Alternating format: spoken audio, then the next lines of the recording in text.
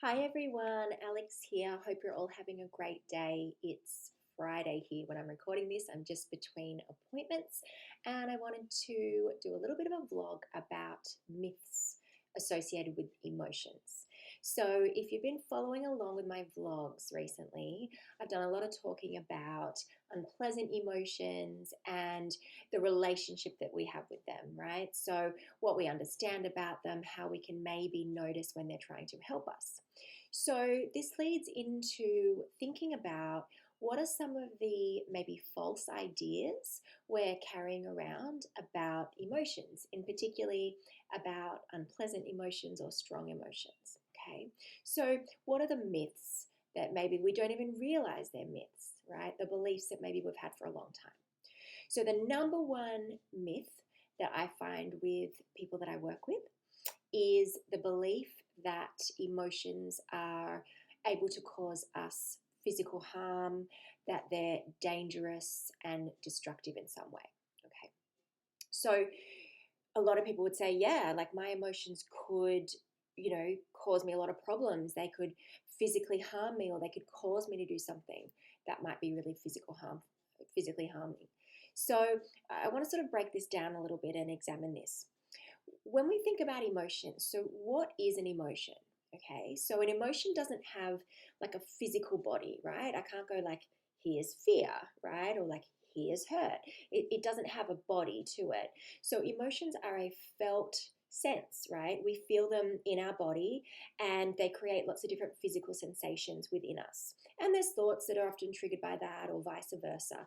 But, they're a temporary felt experience. Okay, so as I often say, like fear can't come up and punch you in the face, right? It doesn't have a body, it doesn't have hands, it can't do that. The most that an emotion can do to us, the most an unpleasant emotion can do to us, is to make our body feel really uncomfortable for a period of time. Okay, that's it, right?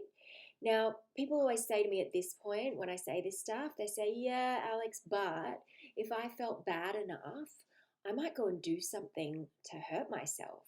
And that's how my emotions can hurt me. So let's understand the difference here. This is a really, really subtle but important difference to understand. It's not our emotions that cause us to harm ourselves or to engage in destructive behavior. Okay, that's not the emotion. The emotion can't do that to me because it doesn't have a body, right? It can't like walk me over and like, do anything to me. What's happening is that when people engage in self destructive behavior, it's them trying to get away from the emotion, right? So when people say, oh, well, my emotion could be so strong that it would cause me to hurt myself, that's not the emotion that's causing you to hurt yourself. That's you trying to get away from the emotion, right? That's you trying to solve the problem because you're believing that it's not going to go away on its own, right? You're believing that it's bigger and scarier and you have to do something to get rid of it. So, this is a really key distinction. And when people really grasp this concept, it's really transformative for them. The most an emotion can do to us is to create very strong physical sensations in our body. That's it. Everything else is us responding, trying to get away from it, making assumptions, engaging in, different behaviors to try to get away. But that's not the emotion.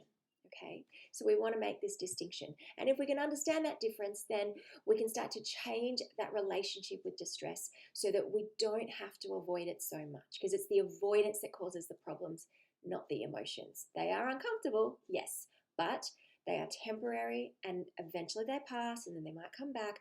But it's that discomfort, that's all they can do. So if you want to know more about this, or if you haven't already, watch some of my vlogs, one in particular called Moving the Goalposts, where I explain a little bit more about, these behaviors, these avoidance behaviors. But I'm going to be doing a range of these vlogs about different myths about emotions as we go through this week. So I hope that's helpful. Check you guys later.